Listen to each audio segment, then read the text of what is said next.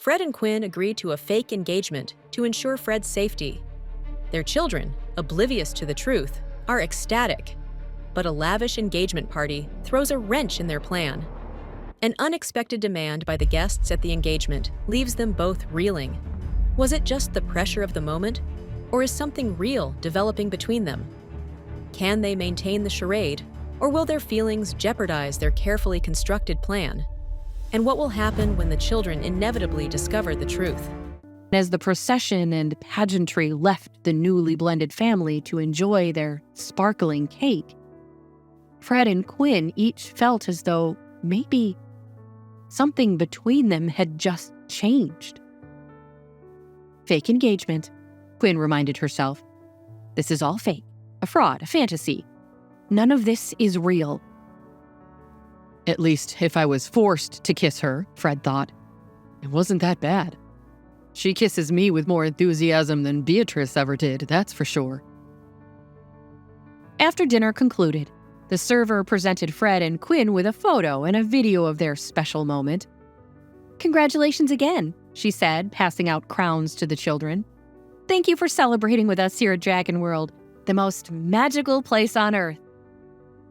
So magical that it conjured up an engagement out of nothing, thought Quinn as she smiled and corralled the children toward the door. We have a long drive back tomorrow, she said as Fred caught up to them. Nonsense, said Fred. You'll all fly in the jet with me. We'll have someone deliver the car. A private jet, mused Quinn. Wow. I suppose I'll have to get used to that. Yes, you will, he answered, giving her an impassioned look that shook Quinn to her very core. Oh, what was she doing? She wondered. Change the subject, Quinn. So, did you kids like your first trip to Dragon World? Yes! Cried all three of the children at once, running hand in hand back toward the Fairy Forest Resort. In the morning, a limousine took Fred, Quinn, and the children to the small airport, where the five of them boarded one of Rex Corp's private jets. The flight attendant gave the children coloring books to busy themselves, while Fred and Quinn each made the necessary phone calls to begin the arduous process of moving everyone to the penthouse and renting out Quinn's house. It did not escape Quinn that one of the phone calls she heard Fred make was to Dr. Dean Crawford at Roosevelt Hospital, the supervising doctor who had suspended her without pay at Fred's request.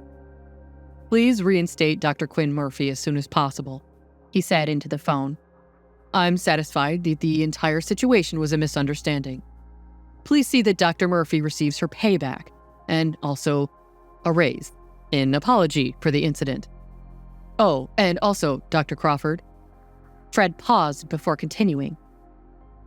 Note that Dr. Murphy and I are engaged to be married. Quinn heard Dr. Crawford laughing and loudly congratulating them, all the way from her own seat. Quinn felt a pang of nerves. Now her boss knew about their engagement too. She didn't love Fred running his mouth, but she figured that relationships also end all the time. When the moment came, they would also announce their split and move on with their lives. What harm could it do? By the time the jet was on the ground again, all the plans were underway. Everyone who needed to be notified had been told. 2 limousines showed up at the airport to greet everyone. One that would take Fred and Jake home, and one that would take Quinn, Sammy, and Danny home to where their nanny, Nora, was waiting to congratulate them. Back at the penthouse, Jake was so happy that Quinn was becoming his real mom. He had wished so hard, every single day since he'd met her, that this could somehow happen. And now his father had really done it. He'd asked Quinn to marry him.